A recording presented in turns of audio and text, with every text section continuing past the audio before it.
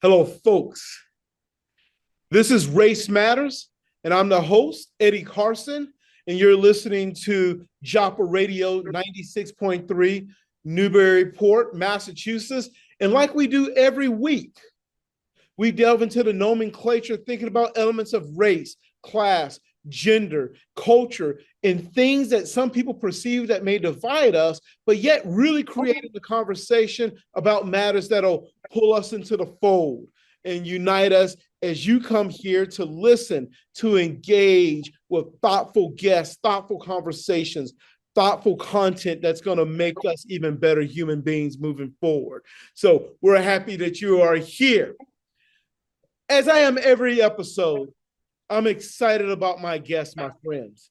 And today, especially you folks up in Massachusetts, you get to hear from a brother by the name of Patrick Lucas Sr., this brother who is coming to you from the state of Alabama in his soulful self, who has a lot of thoughts, a lot of experience, and much to really further the conversation as we think about the things that defines this show here too. This brother is a proud husband and a proud father of 7 kids, my friends. He's the pastor at Pink Lily Missionary Baptist Church, and he has been for the past 16 years. He's a veteran.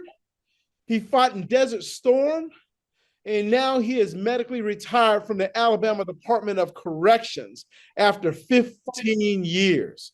My friend, that is quite the resume. He is an advocate for his community, for his city, and thinking about all of these things countywide that's there. And part of the thing that defines Brother Lucas for us folks is the fact that he is someone who stands up and he fights for justice. He fights for students.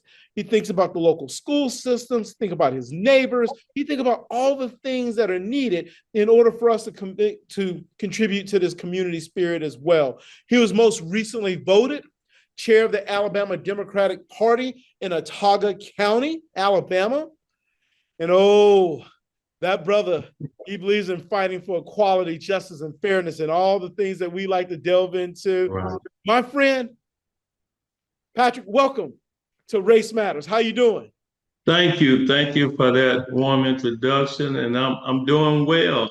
I must say I was a little bit, I follow you time to time. I can tune in, and I'm like, man, I was telling my daughter, I said he has a lot of big time folks. So I'm just a little preacher from the South. So hey, we'll see how it goes. So, but thank you for having me. I'm excited to have you, and brother, you are big time. Yeah. Don't you're big time in the work that you're doing and living that. As we delve into this, and I have kind of a plethora of things that I want to ask you about, and I want us to talk about here too. But are you a native of Alabama? I'm a native, born and raised right here in Alabama. Went to the military, stayed in Washington a few years after I got out of the military, and I came back home where it all started. So how's that feel? And, for me, because I haven't lived in the state of Alabama since I was 18 years old. It's been a long time. I make my sojourns down there. I got family down there. I still get the newspaper, Montgomery Advertiser. I pay attention to what's going on. I follow the sports teams in Alabama, but I'm a little bit removed. Well, how's Alabama feeling these days, besides the unbelievable weather for August being in the 70s? It's great. We don't have winters. They're if we get snow or just a little ice or hint of it, they're gonna shut the whole state down. It's different, but I love it. But I love the spring and I love the fall. The summer, it's not long, but those are some hot days. So, but it's great. My understanding too, of course, in the summers, the only thing that's really running the show are mosquitoes. Mosquitoes, flies, insects. Yeah. The exciting thing about having you here on this show, and for listeners to hear your perspective and everything too, and I want to kind of start off with this point. Me being a Southern person and someone who's migrated and lived in Massachusetts and Vermont, that New England area for a while, oftentimes people will ask me a question such as, they'll say, Brother Carson, for you, what does it mean to be in the North? Especially as a Black man, how does that feel? You must feel safer, more invited up here than you did when you lived down south in states like Alabama. And my response always is, we got issues and problems in the South, but we got problems up here in the North, particularly in New England too. What's been your experience as a community leader, as a father, as a husband, as a Black man living in the South? And let folks who don't know what that looks like and they only hear from me know something about that.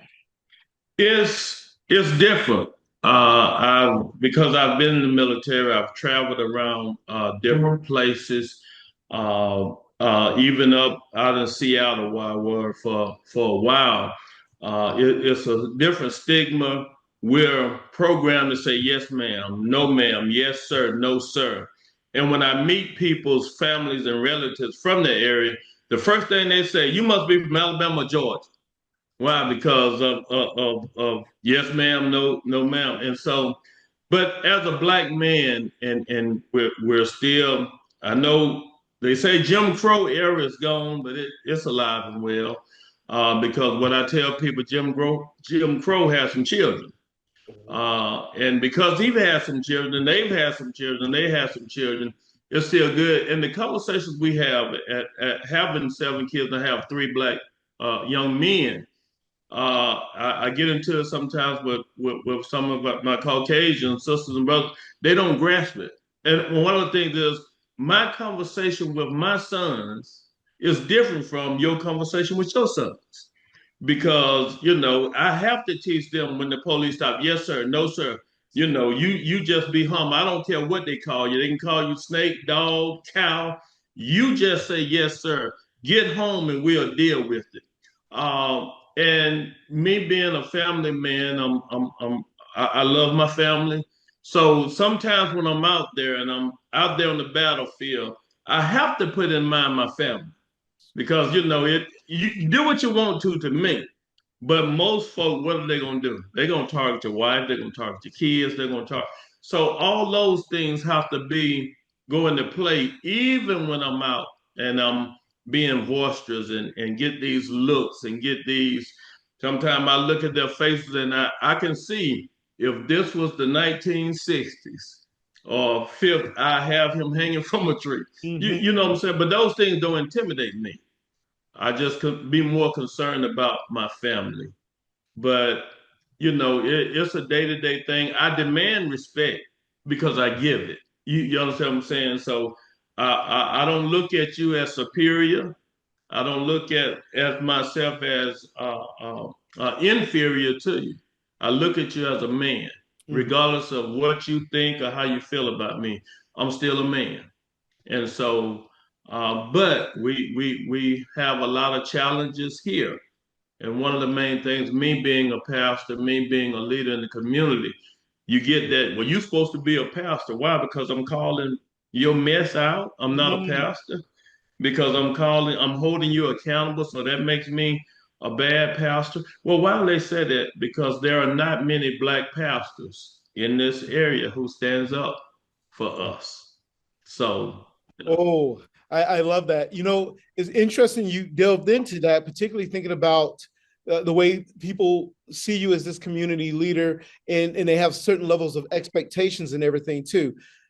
You being who you are, a veteran, a minister, all of those things in your community, do people sometimes believe that the color line should just disappear when you're in that space?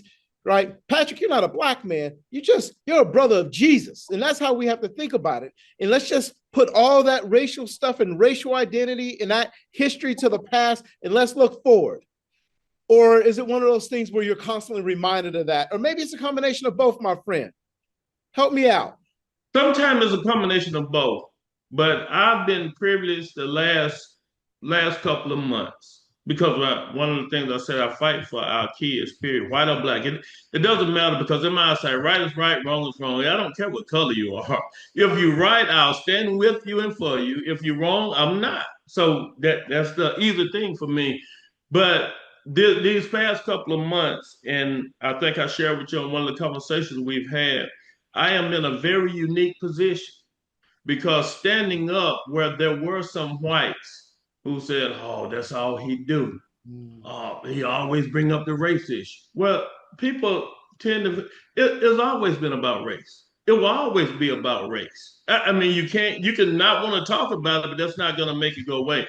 And so, one of the things that I've embraced just probably a month or so ago, a white lady, and I love this family and my brothers were here and we was helping them move and they came and helped us. And my brother said, "Thank you for looking out for my brother. Thank you for helping us." And she said, "What do you mean? You don't have to thank us. Pastor Lucas is our leader I love it. and we follow him and whatever he says, what we do." And so even at some of these city council meetings where there was a time it was just Pastor Lucas out front and calling them out. Well, these past couple of months, there are folks who look like them Mhm. that are calling them out. So, and some of the stories they tell on why they feel how they feel now is because they look back and seen how mama, I think you had somebody on from Mississippi, and he was talking about what he saw in the home and what he saw at church. You know, they just in jail. At church, you want us to love each other, but out here, you know, somebody that don't look like me, you don't want me to. And so rarely do you, not rarely. It's just that now people are embracing me for who I am, Mhm. not what color I am, because they see I'm standing for right. Absolutely. And it's having them come and migrate. So now when we're at these meetings, we are embracing one another, we're hugging, loving on one another. And to be honest with you, because of where we are geographically, I questioned that when God was leading me that way. But then it came to me, this is who I came for. I came to unite my people. I came to see, we make this thing about race and we divide it. That's not the God we serve. He said, "Whosoever will, let them come." And he said, "Love thy neighbor." He didn't say white neighbor, black neighbor, Korean. He said, "Love thy neighbor." And so, and that's where we're at right now. So there are some that won't say it to me, "There he goes," or he always, but mostly now I'm getting a lot of folks that embrace me for what I stand for and who I am. My friend, I respect that so much, and I appreciate the way you stand up for your faith, your beliefs. You let everyone see that in the way that you lead your family, in the work that you do, right? How you love and you take care of your neighbor, regardless racially, as we all should do in everything. I have a question, and this question it comes in some ways maybe from a cynical perspective that I want to give to someone like you because I believe you would offer a tremendous response to this. You don't. I don't think you know a whole lot about me and my background religiously and spiritually. I'll say I'm one of the growing number of African American non-believers. All right, I'm a non-believer. Some people call me an atheist, whatever that may be the case. And part of that comes from this positionality of holding on to that old time faith that's been there. And yet, for me, it's been part of an old time faith that has let us down from this narrative of oppression, particularly when I've seen historically white churches have not leaned into that same kind of gospel that's there. How do you hold on to your faith? How do you challenge your family and your neighbors to hold on to their faith and continue to believe? How would you invite me into your living room and say, Brother Carson, I want you to kind of think about this faith as well? Um, Action speaks louder than words where I am. I believe what I believe. I'm not judgmental. I'm not going to condemn you for who you are. I'm not going to, because what you believe. I don't know what happened to you that make you not want to be in church or following Christ. I need to say this with this same family, and I hope he don't get mad for me saying this because I know they will watch it. But he texted me one day last week, a week ago today, and he said, "What you doing?" I said, well, "I'm just resting. I cut some grass." He was like, "Well, okay, I'm just in a funk." And this was white male, and he said, he texted me later. He said, "Well, you mind if I stop by?" And I said, "No, I don't mind. Matter of fact, stop by." But he shared some things why he don't go to church no more because he was in the church, I think Catholic, and just some of the stuff that they did after he grew older, it turned him away from the church. Well, me, hey, welcome. You understand what I'm saying? Because an opportunity to share. The scripture said, "Let your light shine before men that they may see your good work." And we talked, we cried together, we hugged, and and he thanked me because he don't have a lot of people that he could come to, because folk want to be judgmental. Well, in saying this, and I want to, because what you're saying, I reach across those aisles because it's not about me. I'm strong in my faith. And when I questioned that he's brought me into some people that are totally different from me. I'm engaged with the LGBT pluses, whites. What we've been dealing with, some Republicans, some Democrats, some independents, it's a combination of us. It's a diverse group. And so that's what I said when Jesus said, "This is why I came. I didn't come to condemn you. I didn't come to throw what your belief is or whatever. Whether I agree or not, Mhm. I'm not here to condemn. But I believe my faith, according to the scriptures, if I live that life that I'm preaching and teaching, if I show the one who I serve in me and folk can see my day to day, then my prayer is that something will be said, or just the way I carry myself will say, hey, wait a minute, maybe I need to try. Maybe I need to. And guess what I do? I invite them to church. You're welcome to come. We're not here to beat you up, but we still have that traditional, I believe in hymns. I believe in prayer. I believe in all those things. But we're going to preach the gospel. But guess what? We're going to love on you too. And I know I tune into some churches that not African American or not black, most of their conversation is Jesus loves you. And that's true. He loves you, and it don't matter. He loves you. But what about repentance? What about accepting him? What about, because you got to do it all. The gospel is all of it. You can't take one part of it, and that's all you use. And so what I'm learning is to just love people. Will I always agree with you? Will we have disagreements? Yeah. But I'm learning to do it in a spirit of love and humility. Because at the end of the day, what they say, honey would draw flies quicker than vinegar. So you just love on them. And if there's a change in them, to God be the glory. If not, still to God be the glory. But I believe that we have a responsibility to just love people. My friend, So, I appreciate that. And, I'm someone who I think back to John Coltrane's A Love Supreme. I think mhm. back to Brother Martin when he talks about radical love and Right. all those things that we need to lift up and we need to think about. But yet, again, still, again, coming from a bit of a cynical angle as we think about this, and we think about the narrative of the narrative of the historical past and present and future progress. I wonder, especially when I talk to my mother about this, are we taking 2, 3 steps backwards when we think about racial progress? We think about radical love. We think about Jesus and the messaging, or are we just stationary? What's your sense? What's going on in this world? I think, and I'll start with the church. I think that the church have become silent. Mm, And because, there was a time when the church is all we had as blacks. yeah. That was the only place that you can be pastor, that you can be brother, that you can be deacon, that you can be mother, that you can be friend. That was the only place we had. So we know outside of there, the N word, rat, dog, cat, monkey, whatever. But that was the one place that unified us that we could feel human towards one another. Why do I say that? Because I feel now the church has become silent because the church to me seems like it's going along with whatever's out there. Whatever the next phase in the boots on the ground, that's what they're doing out there. Hey, let's bring it to the church.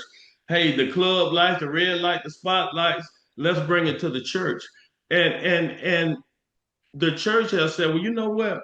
It's okay because now I'm up here. I got a nice house, a nice car, and maybe Jim ain't that bad over there. And maybe if we just don't talk about racism and these injustices and stuff, and maybe it'll just go away. And but it's not gonna go away. And this is what the world wants for us to be quiet. I'll say this: I was in a conversation with our mayor. Me and him have gone back and forth time and time again, and he always saying he prays and he this and that, and you know if you do, you do, but your actions show me different. And so we had a conversation. He kept trying to bring me in, and finally I said, "He said, well, let's get real." I said, "Well, let's get real. Wasn't your dad the head Klansman right here in Prattville? This meeting is over with." See, we don't want to have these hard Right. conversations, and nobody else will bring up these conversations because they just don't want to rock the boat, and they don't want to. And I just can't. I can't just not say anything. But back to you saying we are in a world where it does appear as we're going backwards, and it's because we're people won't say anything anymore.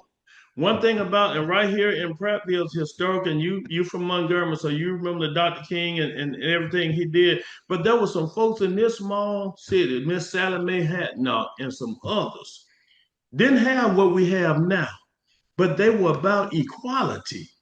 They were about justice. And even when Lula B. Wallace, I think that's her name, that was George Wallace's wife, That's right. when she was running, she sent the state troopers right here in Prattville, right up the street here, and said, "Shoot to kill." I didn't know that. I didn't know that. Yes, yes, We keep busy talking about George, and we don't talk about that sister that way. because nobody want to talk about that. Ah, And even when we bring it up, you know, folks just shun it. But this is a historical place. So when I'm fighting for the park up there that these folk literally gave their lives for, and they won't fix them, I have an issue with that. But my biggest issue is we won't stand up because there go Pastor Lucas again. He messing with them folks again. But everything I do, brother, is for our community. I live in a nice house. I live in a nice area. I have a nice family. I could just close my door and but what about the folks that are less fortunate? And so we take a step back when we don't say nothing. Silence is our biggest killer because if we never say anything, things will never change. If we don't hold folks accountable, and I know folks say the more things change, the more they stay the same. But I heard one of your hope. We yes. got to have hope. We got to have faith. And I was ready to throw in the towel a couple of months back. Mhm. And these folk that I just mentioned, they came into my life and it gave me a sense of, hey, you're not alone. You're not by yourself. There are some folks out here that's in the struggle. Somebody asked me, well, where are the black folks? That's a good question. I don't know where they are. But I'm surrounded by some folks who are not looking at race.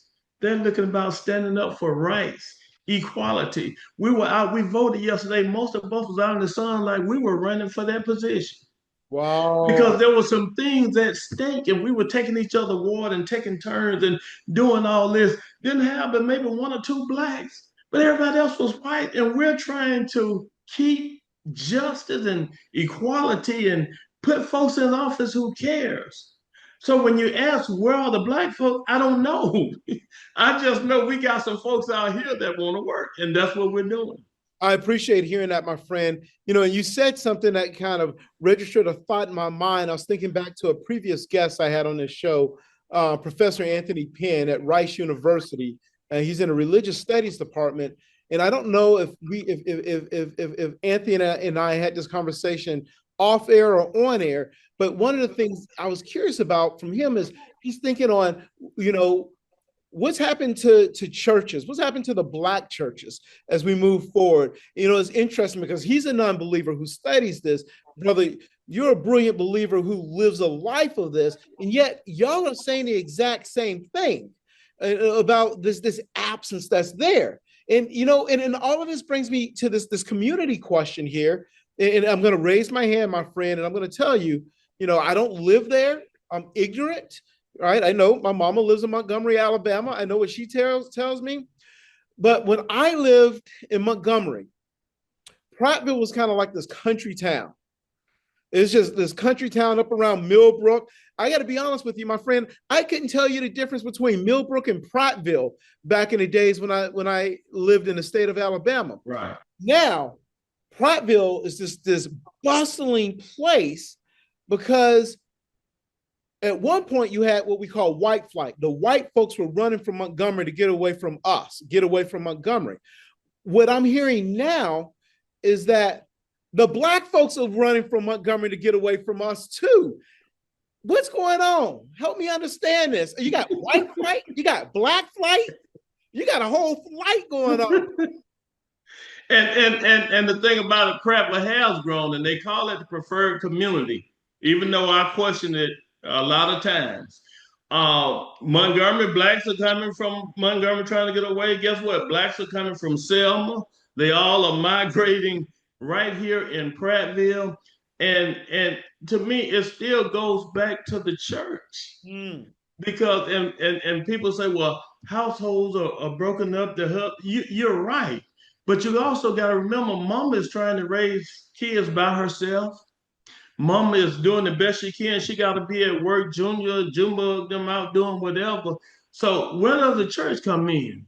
When folks join the church and when we dedicate our babies back to God, we make a pledge to the parents and grandparents, and there's also a pledge to the church that the church will be there for that child as they grow up. We're dedicating them back to God, but the church is making an obligation, an oath to that child that the church is going to be there for them when they get in trouble, when they do this and that. Well, guess what? The church not doing that anymore.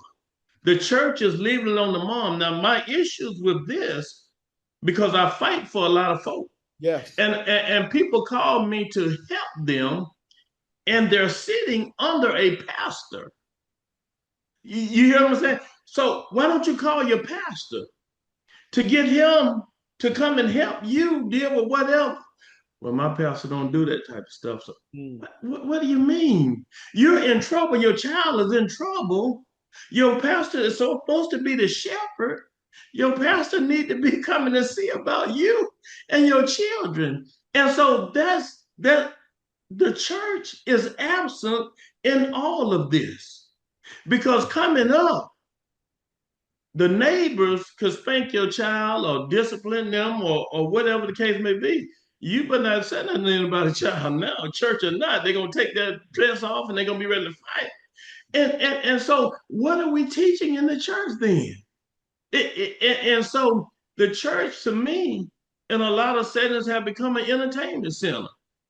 And when you take away the values of the church on why it was established, then you're taking away the power. And so the people have nowhere they can run to because a lot of the pastors, I hate to say it, are fearful and scared. So when we go down to these settings, most of the people in the Board of Education, the city, the county, they already know when Pastor Lucas comes, he's coming because somebody has called him and there's an issue. Oh. And so, but it's sad though, because the church, and we got some big churches. Yes, you do. Yes, you do. You know, for folks who are not familiar with, so Prattville's right off of Highway 65. Is it Highway 65 and State 65? State 65. And so ever since I was, I don't know, in first grade, I remember driving on 65, whether it's going north or south, and there's this sign, and you can Google it, folks, if you're listening to this, that says, you better go to church or the devil's going to come and get you. and it's all the images all over the internet. And it's just kind of been stationary when I think about Prattville, and which is about what 13 miles outside of Montgomery, or 10 miles. 10 miles outside. Actually, that's right up in Verbena, Chilton County, Ottawa County. Go to church or the devil will get you. Yeah, well, that's And it. yeah, and it is. Hey, it's been there for a while. A long, long Yeah. time. I mean, historic. You know, when one of But the the sad part on the other side there's a gigantic flag that sits way up, and it's a rebel flag. But right, it right, right. I mean, right. I'm confused because to my white brothers, sisters, and non-binary folks in the South who tell me to come to church and they love me, but yet you're going to wave a Confederate flag, and yet you expect me to follow you towards Jesus. I'm not going to do that because you've already told me you don't love me because you embrace that type of symbolism. And the question I always have with folks is, people tell me all the time, folks in Alabama, how much they love me, how much I mean to them. And yet they will vote against my interest, vote against the struggles my mother, my father, my grandparents, their parents faced, our people have faced. And yet they're going to tell me they love me. And yet they got the Confederate flag. They vote to take away my right to vote and live the way I want to. I mean, and then you wonder why I won't show up on Sunday with you? Come on. I mean, I can't do that. We're going to go back to a point you brought up earlier, and that is, and that you referenced, but we know, like Brother King once said, America's most segregated at, I think he said 11 o'clock on a Sunday. 11 o'clock on church, Sunday. Yep, your black church. But here's a question for you, and I think my listeners, especially my New England listeners, would love to hear this. I won't ask you specifically about your church, but you can chime in.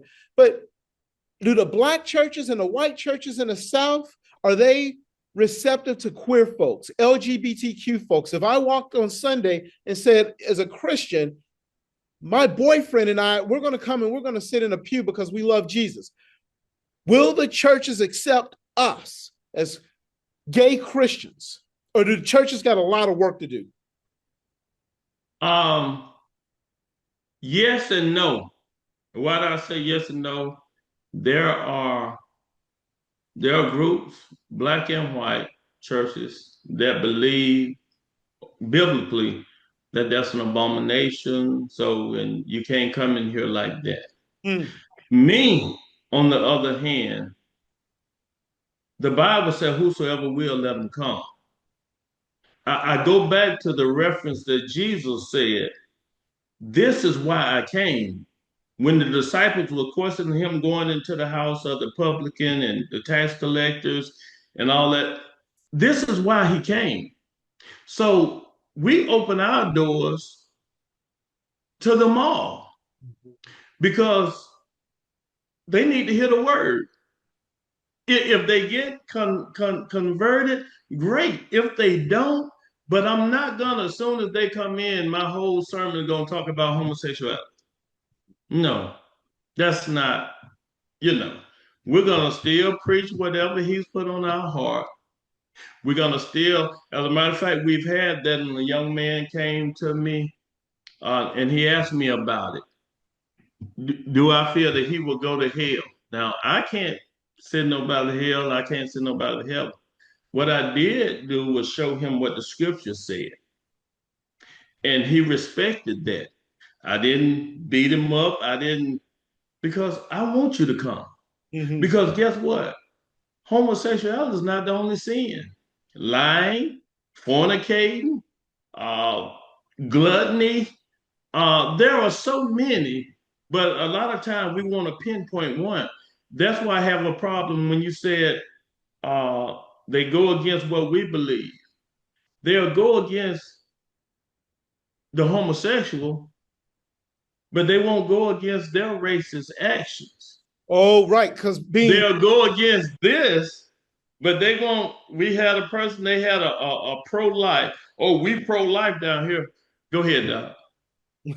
No, but you're right with the pro-life. No, that point you're bringing up there, because it's okay to be racist, but you can't be this or this or this, right? Being selective in how people decide what's acceptable and what's not acceptable. And that's my whole point. And that's what I go back to what I said. And this is why we're showing this city here what diversity is. The city has grown and it's made up of everything. So you can't pick and choose well, we can't fool with them because guess what? These are still taxpayers. They still support this city economically. Mm-hmm. So to frown on them, again, it ain't whether or not I know what the scripture says, but the scripture also says to love. And my Bible says, let the wheat and the tares grow together. He said, I'll do the separating when I come. My job is to love you.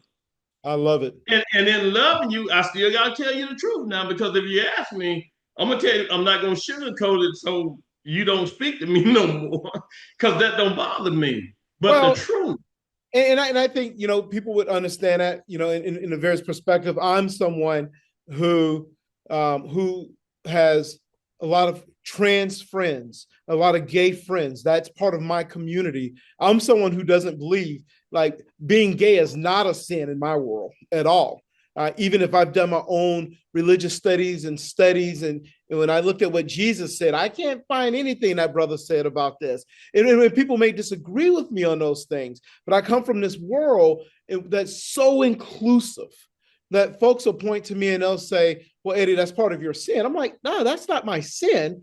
That's the fact that I love people and I love folks for who they are, because I'm one who believes that, if you believe in your Jesus, I don't think that your Jesus would condemn someone in a particular way for something they can't change, because it's not a choice. These are just who people are. And I know folks disagree with me on that. And then that's okay. Right. I've been pretty clear. That's okay. The other thing I start to think about oftentimes too is I think about, how do we get to this place where folks can congregate and explore the point that you mentioned, this diversity, the changing demographics of Prattville, for example. The fact that you have, I believe you mentioned folks who may be LGBTQ, who are Black, who are white, different backgrounds, who come together and congregate around those differences. How has that worked out? What has that been like, particularly you being a leader of these conversations? To me, it's been great because I get to see people for who they are. And again, I'm not being judgmental, Mm-hmm. and even in what you just said, we'll agree to disagree.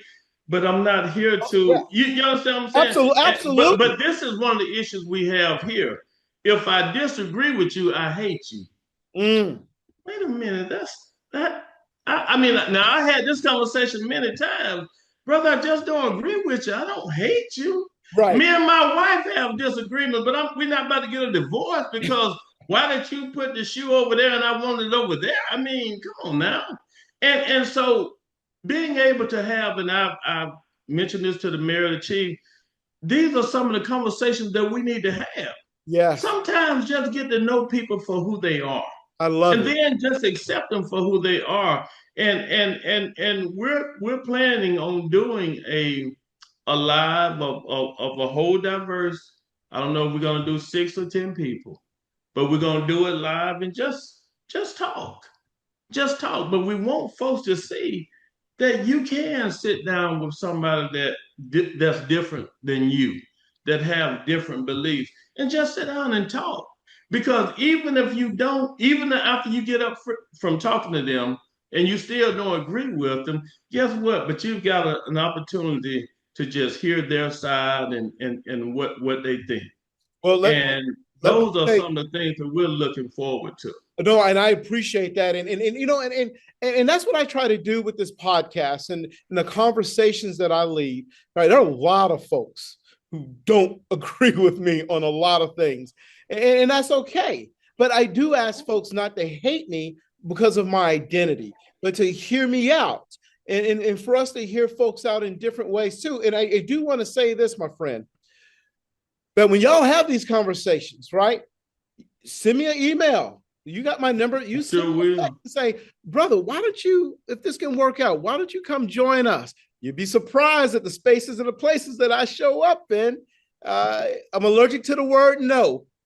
Okay. And listening to some of the other stuff, and I thought about that. I said, man, it would be great to get Brother Carson in some of these, because this is what I'll say this ministry wise, and sometimes I'm hard on clergy because Sorry. I am one. Like Brother King But was in his letter from the Birmingham jail. okay, Yeah.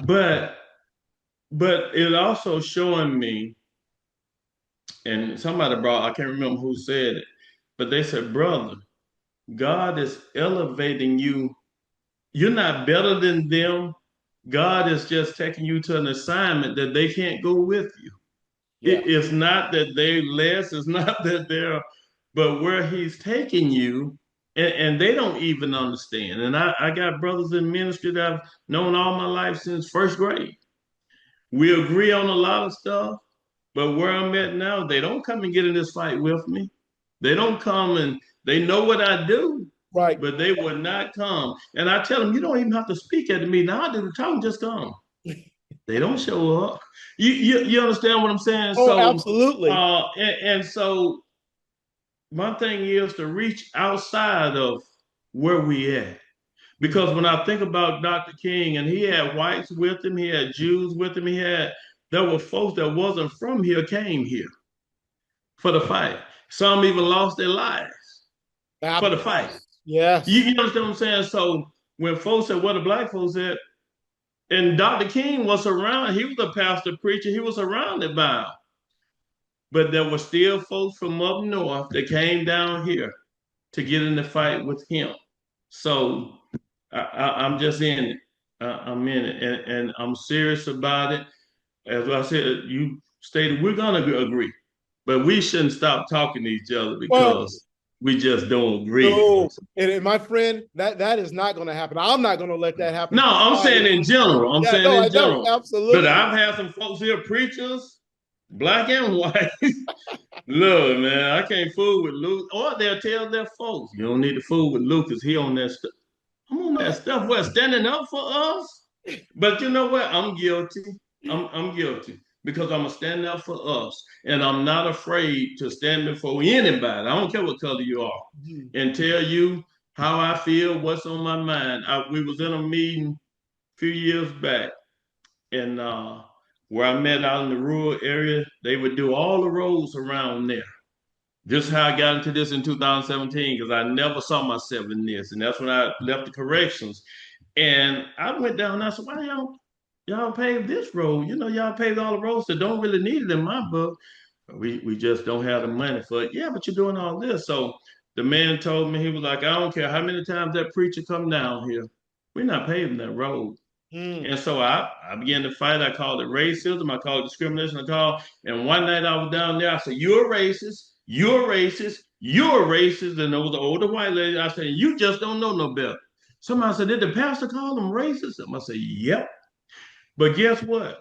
2.5 years later, that road was done in 2 days. And so what am I saying here? You can't give up. You got to stay in the fight. It didn't happen overnight, but guess what? It happened.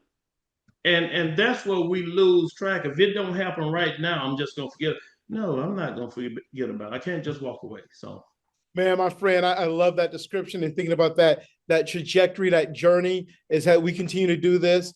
We're getting to the end of this episode, my friend. And oh, folks, if you've been chiming in and listened to this, I mean, I am honored to have Patrick Lucas Sr., pastor, brother from Prattville, Alabama, on the show and really just kind of sharing some words of wisdom, his thoughts, things that I don't agree with, things you may not agree with, but that's all right. We're listening to this brother, which is really, really good. You can find this episode of Race Matters on my website at professorcarson.com. You can find it on YouTube. You can find it on SoundCloud. We're here at 96.3 Joppa Radio. And as I do with all of my guests, I always like to give them the last word before we depart. So, brother, it is your time. It can be about anything, but you have the last word, my friend.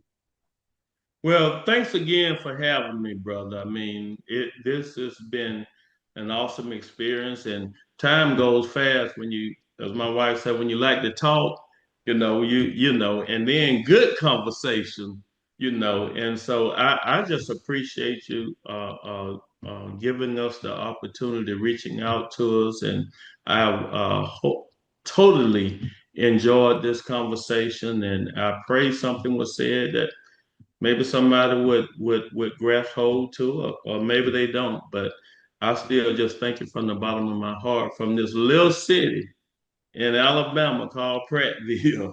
Amen. They call it the preferred community. We still got to work on that, because I say all the time, preferred for who? Because it need to be for all of us. You can't treat this part of the town bad and love them. But thank you again, my friend. Folks, this is Race Matters. It's a conversation with Pastor Patrick Lucas Sr. from Prattville, Alabama. Thanks for chiming in. Till next episode.